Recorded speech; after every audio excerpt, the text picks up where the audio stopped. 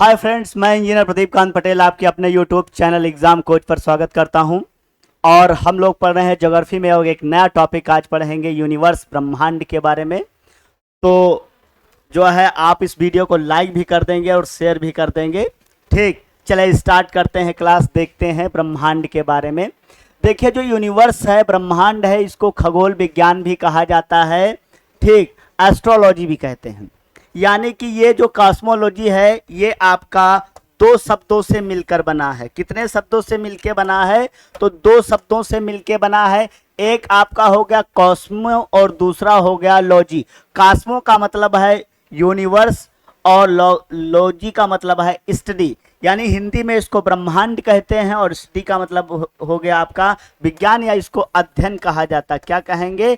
अध्ययन कहेंगे। तो जो है ब्रह्मांड का अध्ययन करना ही क्या कहलाता है? जो है ब्रह्मांड विज्ञान कहलाता है। क्लियर?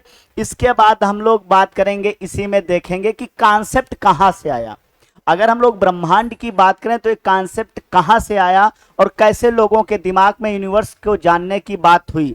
तो सबसे पहले अगर बात किया जाए यहाँ पर, ठीक, 140 बीसी की पहले की बात है, मतलब बिफोर क्राइस्ट। ईसा मसीह का जन्म जब नहीं हुआ था, उसके जो है जन्म से 140 वर्ष पूर्व की एक घटना है। तो एक दार्शनिक हुआ, उसका नाम था टालमी। क्या नाम था उसका? टालमी नाम था। उसने क्या किया कि जो है एक बार वो बैठा था जो है, और उसके बाद उसने देखा कि जो है कि मैं सुबह जो यहाँ पर बैठा था और मेरी परछाई ईस्ट डायरेक्शन में थी, वो सूर्य को देख रहा था। फिर जब शाम को मैं यहाँ कुर्सी पर बैठा तो मैंने देखा मेरी जो है परछाई वो वेस्ट में हो गई है।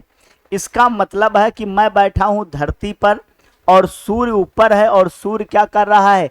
चक्कर लगा रहा है। इसका मतलब उसने तुरंत एक जो है थ्योरी दे डाली। उसने कहा कि मैं पृथ्वी पर बैठा हूँ और सूर्य चक्कर है, तो सूर्य को जो है उसने पृथ्वी को कहा जियो, और सूर्य इसका चक्कर लगा रहा, यानी पृथ्वी कहाँ है? सेंटर में है। इसी वजह से इसको सेंट्रिक कह दिया। क्या कह दिया? सेंट्रिक। यानी कि धरती बीच में है और सूर्य उसके चारों तरफ क्या है?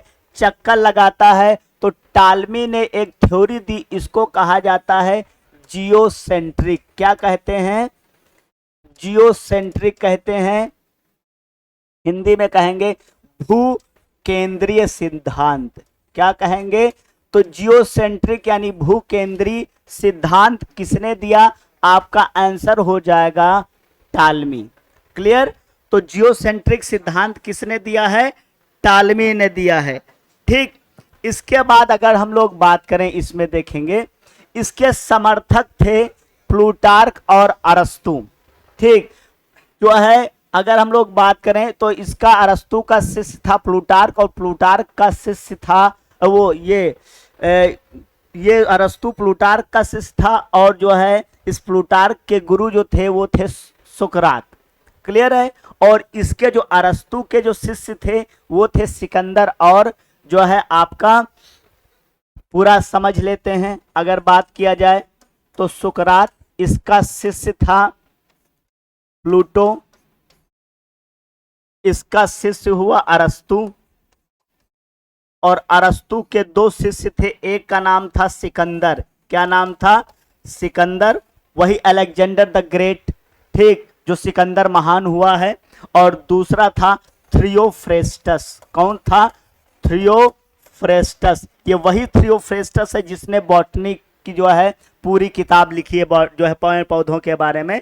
तो बॉटनी का फादर किसको कहते हैं? थियोफ्रेस्टस को।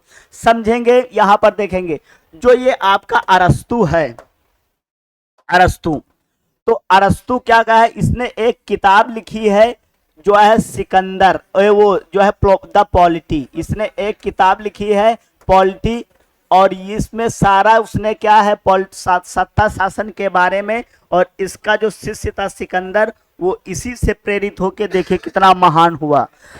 कहते जिसका गुरु इतना महान होगा उसका शिष्य भी क्या है? कम नहीं होगा।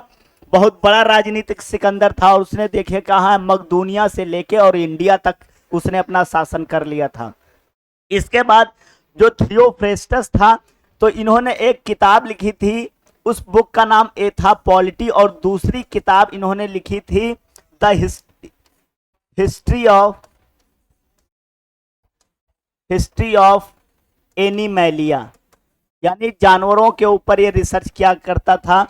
और इसने जानवरों पर जब रिसर्च किया तो जानवरों को दो पार्टों में बांटा, एक को कह दिया जो है इनैमा, और एक को कह दिया एनैमा। देखिए, नैमा का मतलब होता है लैटिन वर्ड में खून, और ई का मतलब होता है इंटर, यानी जिसके अंदर खून है, यानी कि ये हो गए रक्त युक्त, ठीक। और ये हो गए, ए का मतलब हो गया एब्सेंट, यानी कि रक्त विहीन, जिनके अंदर खून नहीं है। इतनी बात समझ में आ रही है। तो इसने किताब पॉलिटी लिखी और हिस्टोरिया ऑफ एनिमेलिया, इसलिए इसको फादर ऑफ जूलॉजी कहते हैं अरस्तु को। क्लियर? ये भी किसका समर्थक था? टालमी का था। क्लियर है? इसके बाद अगर जो हम लोग बात करें, इसमें समझेंगे कि जब ये बुढ़ा हो गया तो इसने क्या किया, ये बच्चों पर भी रिसर्च करता रहता था। दरअसल सबसे पहले कहानी अरस्तु की ये है कि ये बच्चों पर रिसर्च करता था कि बच्चों की एक्टिविटीज कैसी हैं। तो ये क्या करता था, दो बच्चे देखिए खेला करते हैं, बच्चे खेल खेल में लड़ाई कर देते हैं, तो ये उन पर एक्सपेरिमेंट कर, अगर दो बच्चे लड़ाई करते हैं तो ये लड़ाई करवा देता था।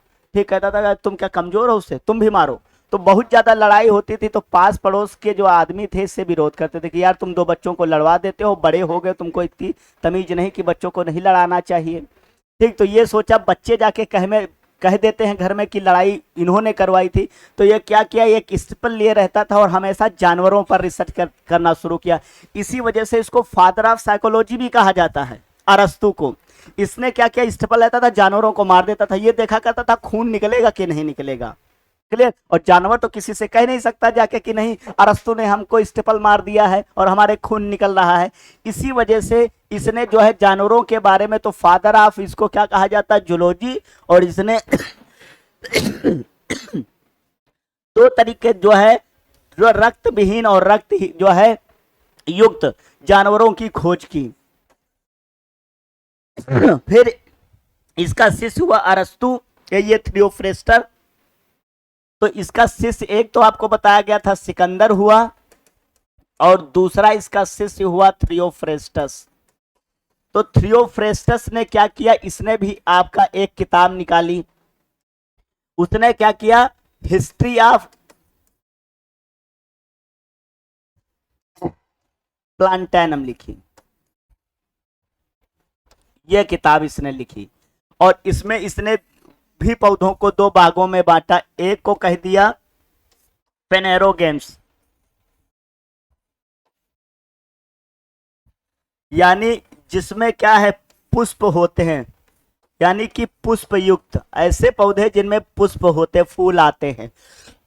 और दूसरे को कह दिया क्रिप्टोगेम्स, जिसमें क्या है, पुष्प नहीं आते, यानी पुष्प विहीन पौधे।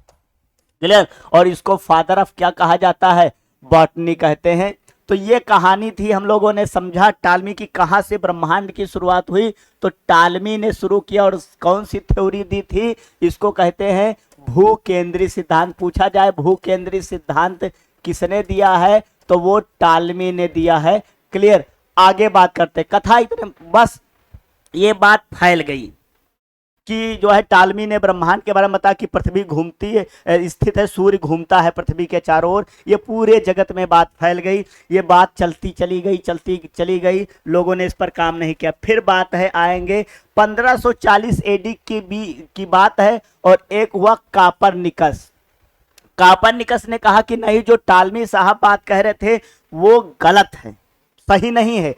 इन्होंने कहा कि जब हम रास्ते पर, क्योंकि ये रास्ते पर जा रहा था एक बार घोड़े से, तो ये देखता यार घोड़ा हमको चलता नहीं प्रतीत होता, रास्ता प्रतीत होता। बस उसने वहीं से एक कॉन्सेप्ट निकाला कि हम धरती पर बैठे हैं, इसका मतलब कि जो है धरती रोटेट हो रही है, सूर्य फिक्स है, तभी हमको ये सब चीजें दिखती है। तो इसने क्या किया, उस उल्टा थ्योरी दे दी उसका, और कहा कि इसने सूर्य को कह दिया हीलियो।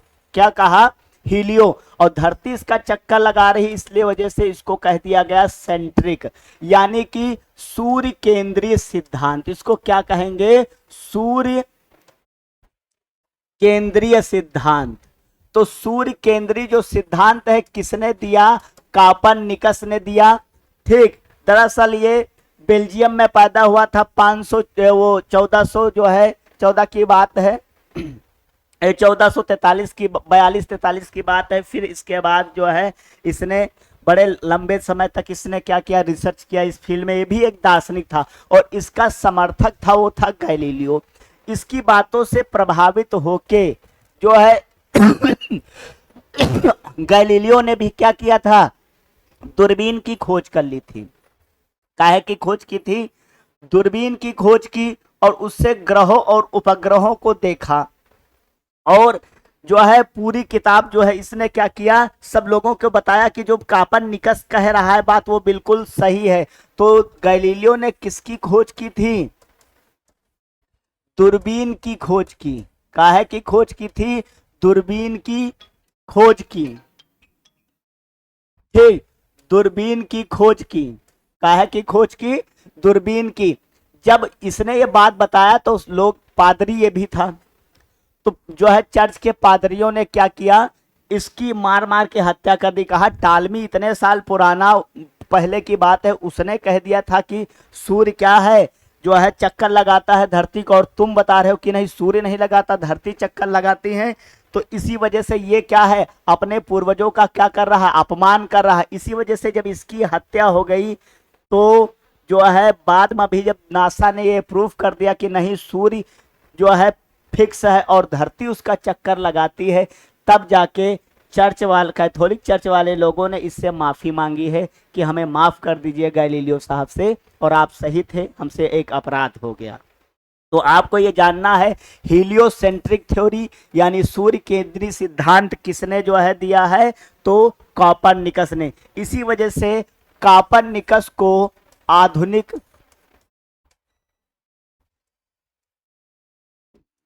ब्रह्मांड विज्ञान का जनक कहते हैं।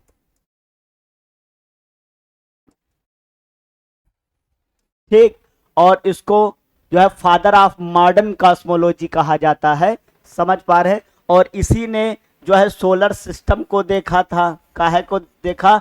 सोलर सिस्टम को। तो इसको सोलर सिस्टम का क्या कहते हैं? खोज करता कहते हैं। ये बात समझ में आ रही इतनी? चलिए आगे बात करेंगे। आगे बात ये है आपका जो कॉपरनिकस था जो है इसने कौन सी थ्योरी दी है?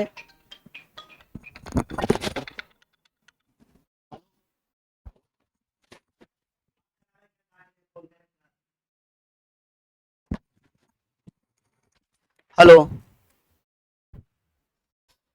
हाँ आवाज आ रही? चलिए बात करेंगे, देखेंगे ब्रह्मांड की जो उत्पत्ति के बारे में। अब ये सारी जो है वहां से शुरू हुआ ब्रह्मांड के बारे में विस्तृत जानकारी। ठीक, विस्तृत जानकारी वहां से क्या है? शुरू हुई। अब देखेंगे खोजबीन भी यहां से शुरू हुई कि लोगों का कॉन्सेप्ट क्या है, ज्यादा से ज्यादा रुझान किसकी तरफ जाने लगा? जो है आपका ब्रह्मांड की तरफ। तो इसी में ब्रह्मांड की उत्पत्ति को जो है कई लोगों ने अपने अपने मत दिए हैं। तो इसी में से ब्रह्मांड की जो उत्पत्ति का है वो माना जाता है महाविस्फोट। क्या माना जाता है? महाविस्फोट माना जाता है। महाविस्फोट, क्लियर? क्या माना जाता है? महाविस्फोट माना जाता है। ठीक, क्या माना जाता है? महाविस्फोट। इसको इंग्लिश में कहते हैं big bang. Big bang theory कहते हैं। क्या कहते हैं? बिग बैंग थ्योरी कहा जाता है। तो ये इसमें यह माना जाता है कि एक कोई बिंदु था। एक क्या था? एक बिंदु था। फिर उसमें धीरे धीरे धीरे धीरे क्या किया गया? उस बिंदु में गुरुत्वाकर्षण बढ़ा, बहुत तेजी से गुरुत्वाकर्षण बढ़ने लगा इसमें कहते हैं। और फिर है जब गुरुत्वाकर्षण बढ़ने लगा तो चीजें क्या होती गई? इसके पास जो गैसें थी ब्रह्मांड में वो सब क्या है?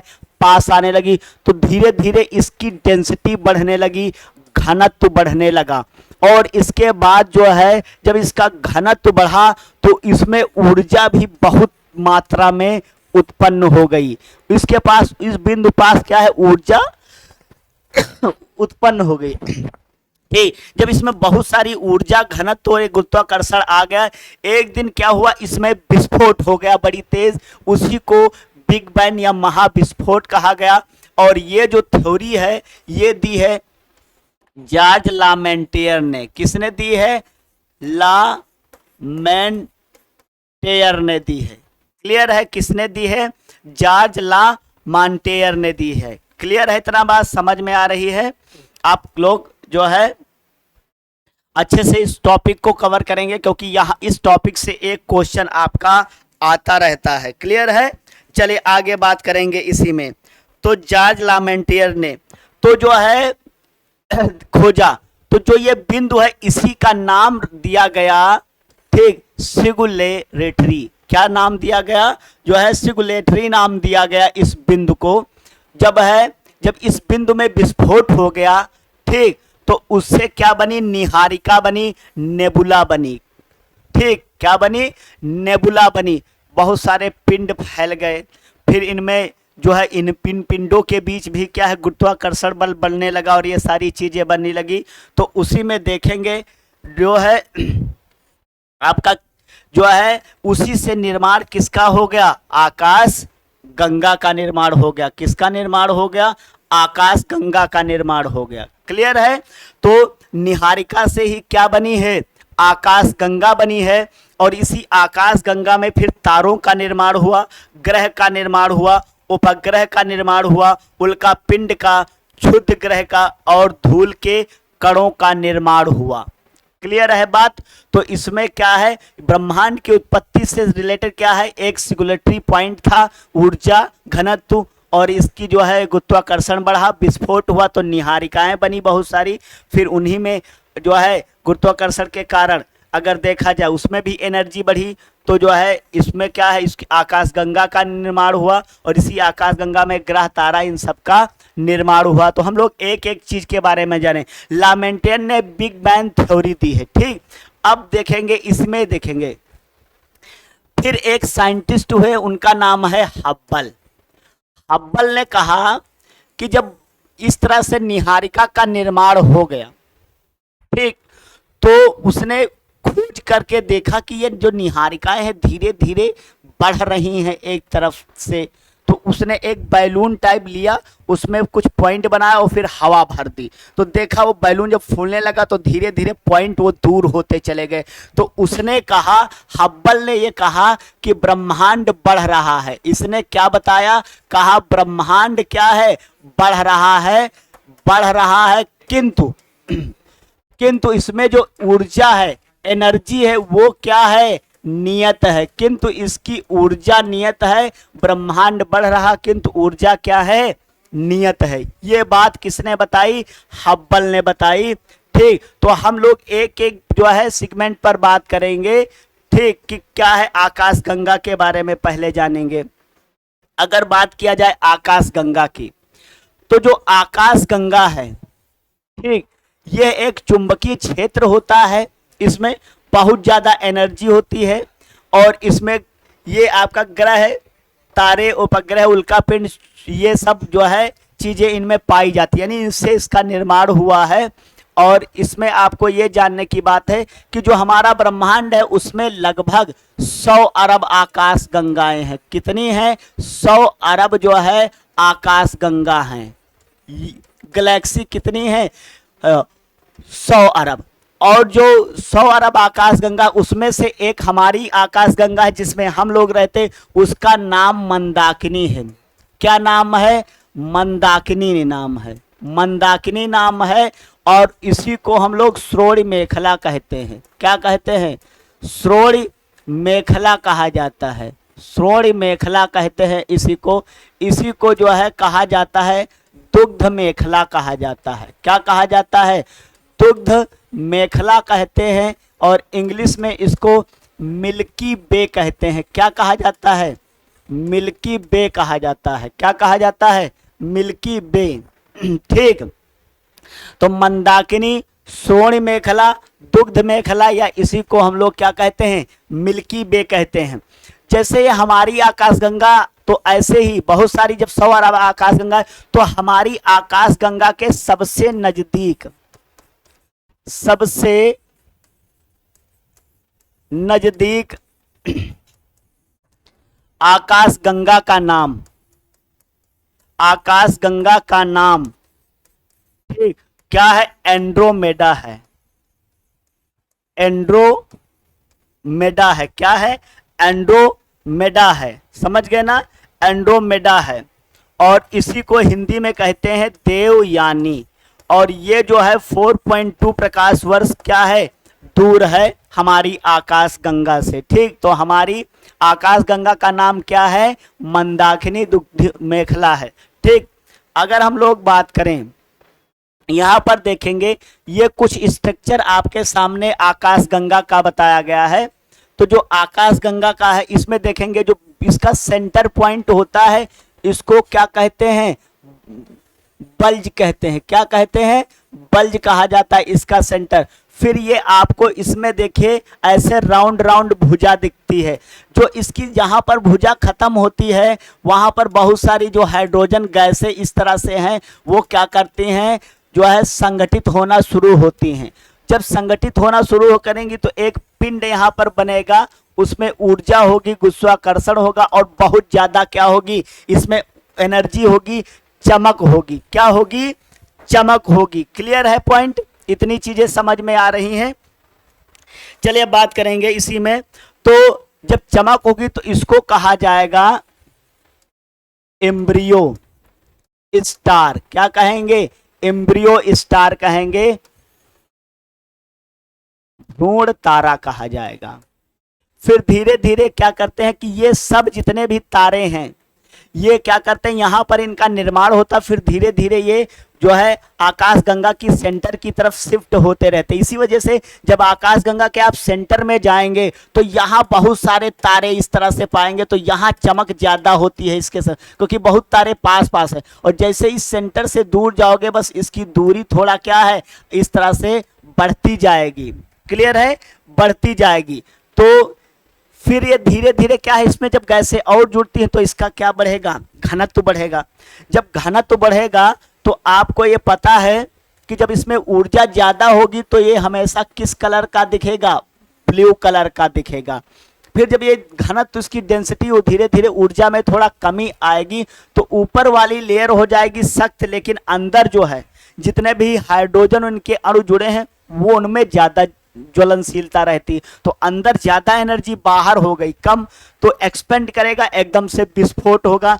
जैसे ही विस्फोट होगा तो जब इसमें तो ये पहले जब विस्फोट होने से पहले ये पहुंच जाएंगे व्हाइट कलर में, मतलब इसका मतलब ये होता कि एनर्जी थोड़ा इसमें क्या है?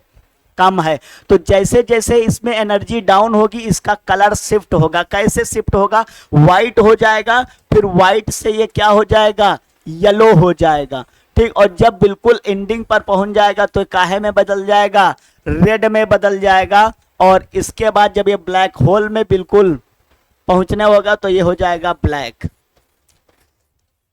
ये है, यानी कि अब इसमें ऊर्जा बिल्कुल नहीं रह गई और इसका जीवन खत्म। क्लियर? इसी वजह से हमारे यहाँ के चंद्रशेखर थे, उन्होंने बताया कि जब किसी तारे का आकार सूर्य के आकार से 1.44 जो है द्रव्यमान के गुना हो जाए तो इसको क्या कहेंगे? चंद्रशेखर सीमा कहते हैं, और वो ब्लैक होल में बदल जाएगा, ठीक। तो इस वैल्यू को उन्होंने चंद्रशेखर सीमा बताया, यानी कि सूर्य के द्रव्यमान का इतना गुना हो जाए तब, ऐसा बताएं। इसके बाद जब इसमें क्या हो जाएगा? विस्फोट हो जाएगा, ठीक। और जब ये विस्फोट होगा तो ये कहलाएगा सुपरनोवा, ठीक।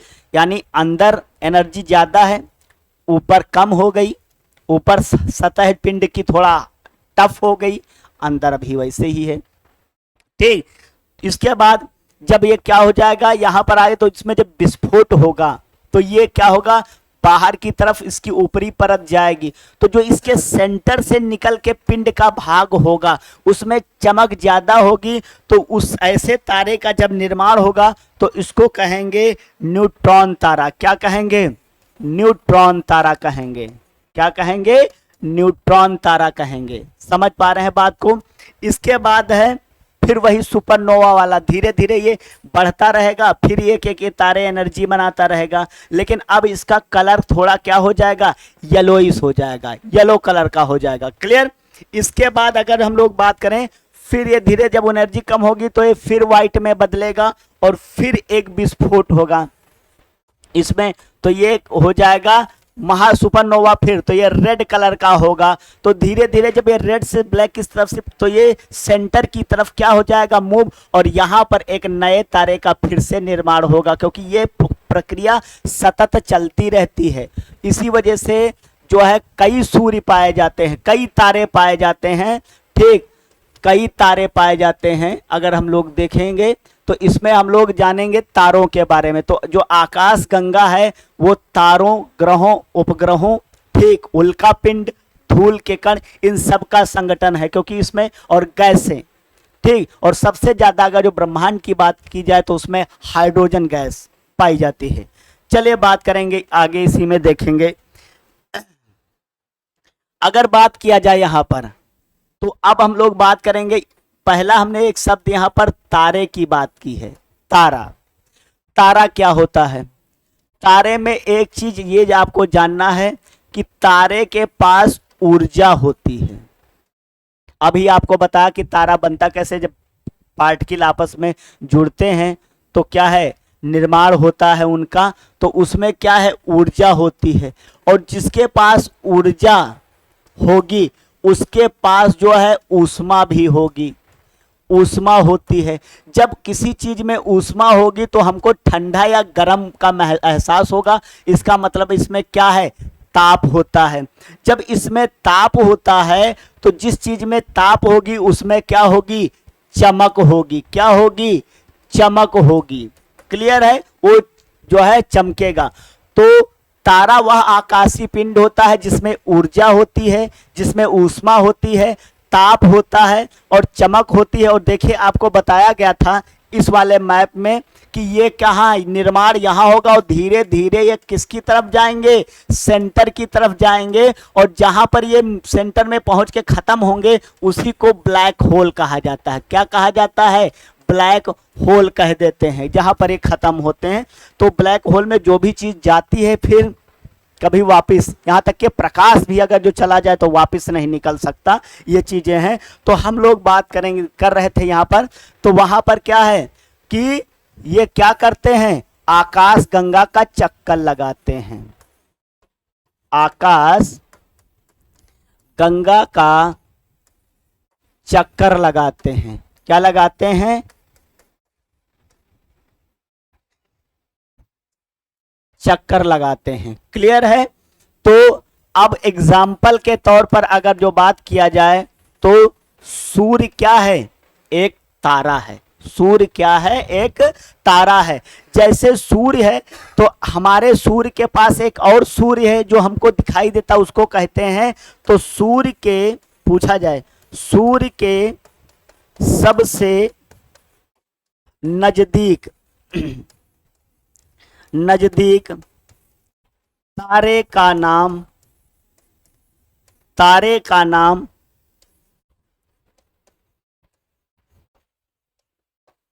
प्रैक्जिमा सेंचुरी है। क्या है, प्रैक्जिमा सेंचुरी है। तो सूर्य के सबसे नजदीक तारे का नाम क्या है, जो है प्रैक्जिमा सेंचुरी है। क्लियर है। तो हम लोगों ने अगर बात की जाए तो यहाँ पर क्या क्या चीजें देखी हैं। अभी हम लोगों ने जो है ब्रह्मांड के बारे में, उत्पत्ति के बारे में जाना, और फिर जो है हमने कैसे उसकी उत्पत्ति हुई, इन सारी चीज़ों के बारे में हम लोग बात की। अब हम इसी में बात करेंगे, आगे देखेंगे।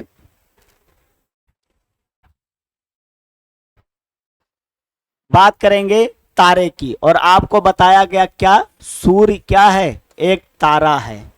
क्या बताया गया, सूर्य क्या है, एक तारा है। ये बात हम लोगों ने की। तो सबसे पहले समझेंगे, इसी में देखेंगे।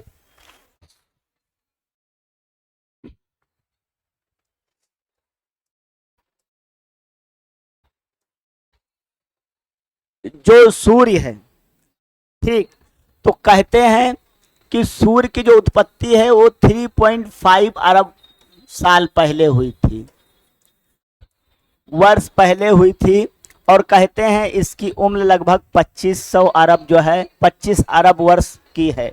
क्लियर। फिर धीरे धीरे धीरे धीरे ये क्या हो जाएगा, ब्लैक होल में जाके समाप्त हो जाएगा।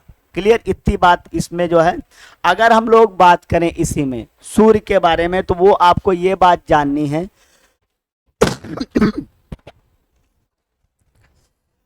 जो सूर्य के केंद्र का ताप है वो 15 डिग्री है यार।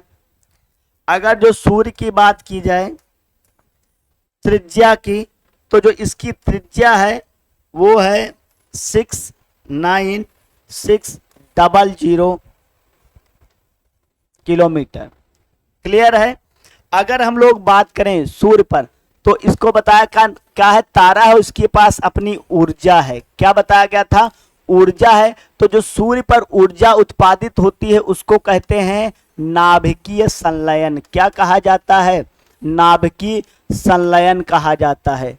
क्या होता है नाभिकीय संलयन, देखेंगे। क्योंकि ये काहे से बने हैं, हाइड्रोजन का सबसे ज्यादा। तो इसमें अगर जो हम लोग बात करें संगठन, ठीक, तो देखेंगे ये हाइड्रोजन का बना है, हीलियम का बना है और अदर गैसेस का बना है। ठीक, काहे का बना है, अदर गैसेस का। 71% ये है आपका। और अगर हम लोग बात करें इसी में, तो 27.6% हीलियम है और 1 से 1.5% आपका क्या है, अदर गैसेस हैं, जिसमें आपका नियान है, आर्गन है, ये सारी गैसें इसमें शामिल है। अब हम लोग अगर जो बात करें इसमें सूर्य के बारे में, तो देखेंगे सूर्य की परतों के बारे में। यहाँ तो देखिए सेंटर है, फिर इसी में आपका रेडिएशन जोन है, संवहन मंडल, प्रकाश मंडल, वर्ण मंडल और किरीट, और इसके बाद यहाँ से फ्लैम निकलती हैं, तो ये सूर्य ज्वाला। तो इतने परतों में सूर्य को बांटा गया है। क्लियर है बात। सूर्य को क्या किया गया है, इतनी परतों में बांटा गया। तो हम लोग बात करेंगे इसी पर, जैसे बात कर रहे थे कि ऊर्जा जो उत्पादन होता है, तो बताया गया था अभी आपको कि ऊर्जा का उत्पादन नाभिकीय संलयन के द्वारा होता। किसके द्वारा होता, नाभिकीय संलयन के द्वारा। जब हाइड्रोजन के 2 मॉलिक्यूल आपस में जुड़ते हैं तो न्यूक्लियर क्या होता है, फ्यूजन होता है, और इसमें हीलियम के जो है 2 परमाणु का, इसमें हीलियम के 1 परमाणु का क्या होता है, जो है उत्पन्न होता, और उसके साथ में ऊर्जा बहुत ही मात्रा में निकलती है। क्लियर है।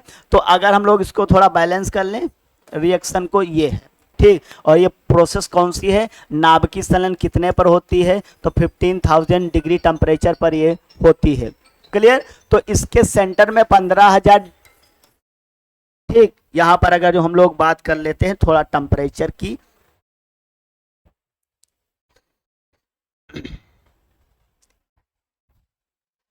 देखेंगे यहां पर ये है 15,000 डिग्री टेम्परेचर। फिर जब रेडिएशन से निकल के फोटो जोन में पहुंचेंगे, ये वाला यहां पर है 8,000, फिर ये आपका हो जाएगा 7,000, फोटो स्फीयर का हो जाएगा 6,000 डिग्री, इसका हो जाएगा 4,000 डिग्री, फिर ये हो जाएगा 2,000 डिग्री। क्लियर। इस तरह से। तो एक बार पूछा गया है कि जो है सूर्य का जो प्रकाश मंडल है इसका टेम्परेचर कितना था, तो कितना है, 6,000 डिग्री सेंटीग्रेड। सूर्य के प्रकाश मंडल का टेम्परेचर क्या है, 6,000 डिग्री सेंटीग्रेड है। अब हम लोग बात करेंगे जो सूर्य है कोर, यहाँ पर ज्यादा ऊर्जा रहती, फिर धीरे धीरे जब ये ऊर्जा आगे की तरफ बढ़ती तो इसमें क्या है, सेल इस तरह से पाए जाते हैं। रेडिएशन जोन जो है इसका, ये रेडिएशन, इसमें सेल पाए जाते हैं इस तरह से। और जब ऊर्जा यहाँ उत्पन्न होती तो इन्हीं सेलों के माध्यम से बाहर निकलती है और फिर इस फ्लेम के रूप में क्या है, निकल जाती है बाहर। ठीक। तो अगर हम लोग इसमें देखें तो इसी रेडिएशन जोन में क्या रहता कि जब ऊर्जा आगे की तरफ बढ़ती है, पहुंचती है प्रकाश मंडल में, क्योंकि यहाँ पर ये सेल्स खत्म हो जाती तो बहुत ज़्यादा चमक होती। इसी वजह से इसको क्या कहा जाता है, फोटोस्फीयर कहते हैं, प्रकाश मंडल कहा जाता है। क्लियर। क्योंकि अब इसमें संवहन क्रिया इसलिए कहते हैं क्योंकि ऊर्जा बढ़ी, और इसके बाद है इसमें से ऊर्जा तो चली गई, अगर हम लोग बात करें हीट चली गई और प्रकाश और प्रकाश चला गया और हीट और ये ऊर्जा फिर इस तरह से लौट आई।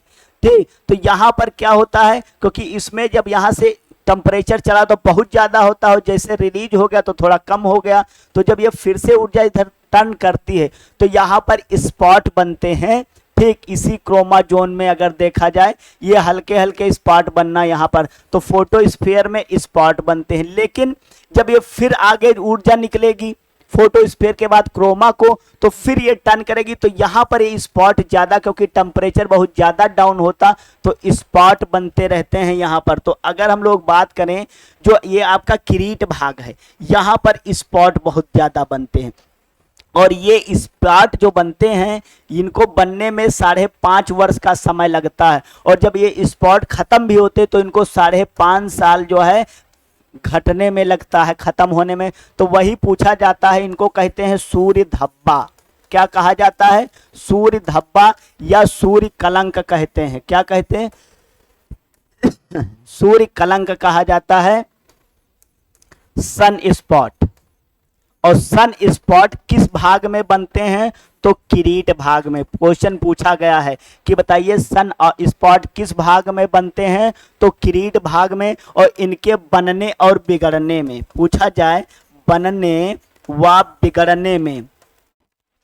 बिगड़ने में लगा समय पूछा जाए तो क्या होता है कि 11 वर्ष का समय लगता है। इसके बाद अगर हम लोग बात करें इसी किरीट भाग से, तो जब ये बनते और बिगड़ते हैं तो ये जो रेडिएशन होता है, तो क्योंकि स्पॉट तो बनते थे कहाँ पर? फोटोस्फीयर में पहले, लेकिन वहाँ कम बनते हैं।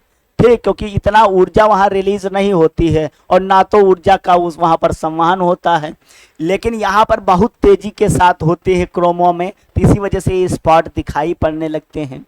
ठीक, और फिर ये बनते और बिगड़ते, इसलिए बनने में भी समय ज़्यादा इनको लगता है और मिटने में भी समय ज़्यादा लगता है।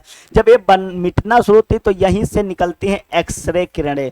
तो किरीट भाग से एक्सरे किरणें निकलती। पूछा जाता है किस भाग से? तो किरीट भाग से एक्सरे किरणें निकलती हैं। और एक्सरे किरणों की खोज रॉन्टेंजन ने की थी। किसने की थी? रॉन्टेंजन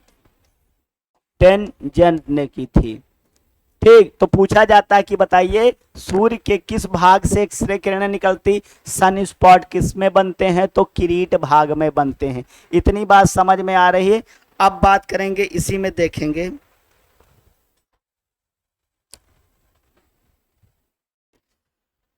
सूर्य है, तो सूर्य और चंद्रमा क्या करते हैं? चक्कर लगाते हैं, और पृथ्वी भी चक्कर लगा रही है।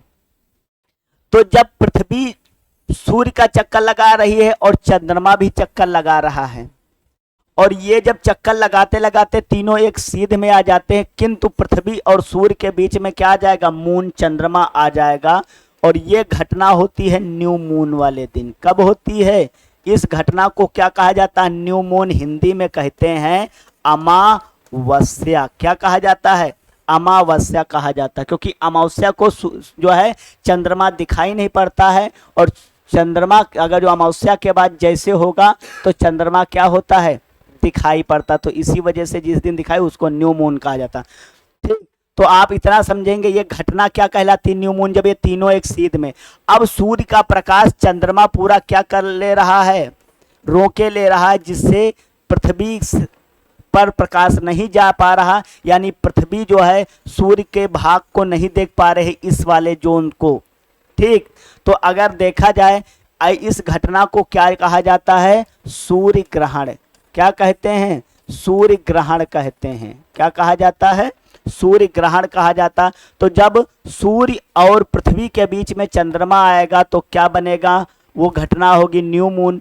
अब अगर जो ऐसी कंडीशन में हम देखें तो पूछा जाता है कि जब सूर्य ग्रहण होता है, सूर्य ग्रहण, तो सूर्य का कौन सा भाग दिखाई पड़ता? तो सूर्य ग्रहण में सूर्य का किरीट भाग दिखाई पड़ता। कौन सा भाग? किरीट। यही क्रोमा वाला पार्ट जो है, कोरोना वाला पार्ट दिखाई पड़ता, किरीट भाग दिखाई। तो सूर्य ग्रहण के समय सूर्य का किरीट भाग दिखाई पड़ता है, समझ पा रहे हैं। तो किरीट भाग में सन स्पॉट बनते हैं, एक्सरे किरणें निकलती हैं, किरीट भाग में ही क्या है, सूर्य ग्रहण के दौरान दिखाई पड़ता है। और ये पूरा पूरा देखा जाए, जब किरीट भाग ये दिखाई पड़ेगा तो पूरा एक ऐसे रिंग के जो है उसमें दिखाई पड़ता है, ठीक। और हम उसको क्या मान लेते हैं, कहते हैं ये चांद की चूड़ी है, तभी गाना बना है, ठीक, कि तुझे मैं चांद की चूड़ी पहनावा। समझ पा रहे हैं ना। तो आगे देखेंगे आगे चलिए। तो अगर हम लोग बात करें इसी में, तो पूछा गया था कि बताइए कि जो फोटो प्रकाश मंडल इसका टेम्परेचर कितना है, और यही सबसे ज्यादा चमकीला भाग होता है, क्योंकि इसके बाद ये रेड की तरफ और बाकी सब शिफ्ट, क्योंकि एनर्जी का यहाँ पर सेंटर में ज़्यादा रहती है, तो ये थोड़ा क्या रहेगा, जो है ब्लू टाइप का रहेगा। लेकिन जैसे जैसे ऊर्जा यहाँ से निकलती है तो इसका कलर थोड़ा शिफ्ट होता जाता है। क्लियर है। तो सूर्य क्या है, एक तारा है, और सूर्य के अगर जो बारे में हम लोग बात करें तो इसी का जो है चक्कर कौन लगाते हैं, ग्रह लगाते हैं। तो हम लोग आगे वाले वीडियो में किसके बारे में पढ़ेंगे, ग्रह के बारे में पढ़ेंगे, उपग्रह के बारे में पढ़ेंगे, और जो है और बहुत सारी जानकारी वहाँ से हम लोग क्या करेंगे, जुटाएंगे। तो अगर हम लोग देखेंगे यहाँ पर हमने सूर्य का के बारे में जाना, सूर्य का जो है यहाँ पर देखा जाए जो है उसकी परतों के बारे में बात की, और इसके बाद सूर्य का जो है हम लोगों ने यहाँ पर नाभिकीय क्रिया ऊर्जा उत्पादन देखा, और फिर यहाँ पर अगर देखा जाए तो उसका हम लोगों ने संगठन देखा उसका, और उसकी परिभाषा देखी। ये सारी चीज़ें हम लोगों ने तारों के बारे में अध्ययन किया। क्लियर है। नेक्स्ट वीडियो में फिर मिलेंगे हम इसी कॉस्मोलॉजी का सेकंड पार्ट लेके। तब तक के लिए मुस्कुराते रहिए, हंसते रहिए। धन्यवाद।